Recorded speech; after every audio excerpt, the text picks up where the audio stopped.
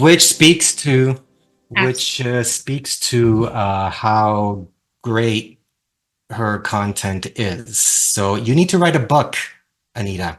Yes, you do. Frankie book. No.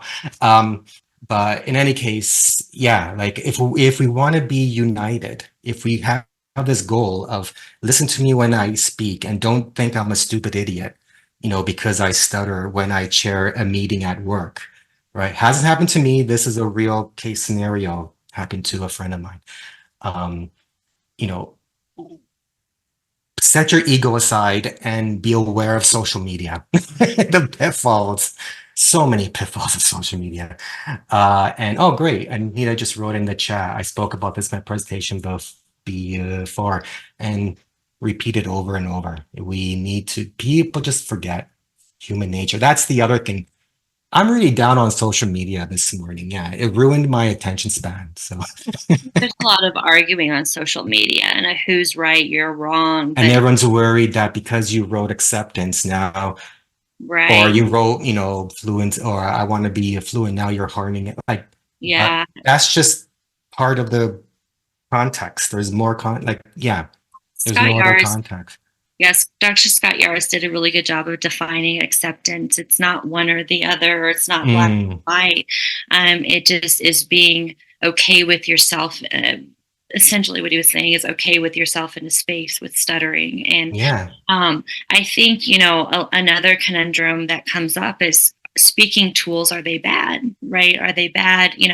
We have this focus away from fluency. And my answer to that is, no, speaking tools are not bad if a person wants a tool, but they're tools by nature, right?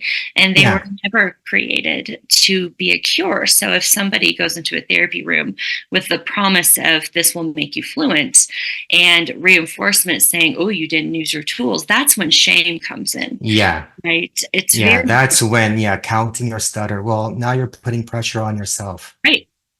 And it's like I've been there, like, oh, right, that one time I stuttered, right? Yeah. And I was taught to write goals like we'll use easy onsets 5 times. Well, when I have students come back to me who do that, my question is, did the person stutter 5 times in the conversation to master that goal? And then they realize, oh, wait a minute, this tool is supposed to be theirs. So if you use a tool, use it when you want and how you want. It's my job to tell you that, right? Yeah. It's your stutter, not mine. That's what I say. And so it's your stutter. You use this as often as you want or not as you want. Yeah. And the person you're speaking to, you can't make that assumption. I don't know what's like to be a teacher in front of a classroom in a foreign country and being judged. I don't know what's like to be a documentary filmmaker for a national broadcaster and stutter in front of camera. I don't know what's like to be a woman who stutters at work, who overhears someone tell her boss, "Why did you hire this person?" I don't know what it's like. I just know what I know. And when I see people online telling me how to think, or it's it breaks us apart. And I think that the two have become really toxic in our community. I think stuttering is me and you and other people who stutter and our allies and advocates. And there's so many variables that there's not one correct answer. Yeah, and caught in the middle are the parents and the SLPs. Yeah. But where the shame comes in is forcing fluency. Yeah. That's where the shame comes in. When we're saying you must use these tools. Yeah, because you wouldn't force someone that uses a wheelchair to climb stairs. Right, absolutely. Right?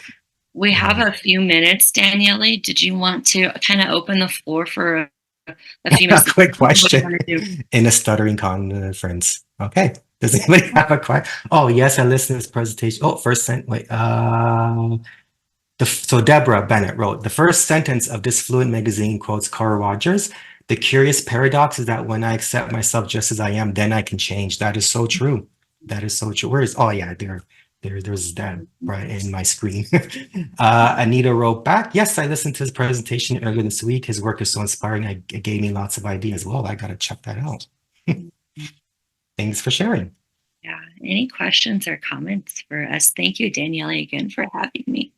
We have 2 minutes. Anybody experience oh, someone has their hand up. That's Kara. Hello, guys. Sorry, my camera does not work. Have a new computer here. I see some friends on here, and I just want to say thank you. You know, I've been a long-term customer. I bought stickers actually when my son was about 6. You remember sending stickers to Houston?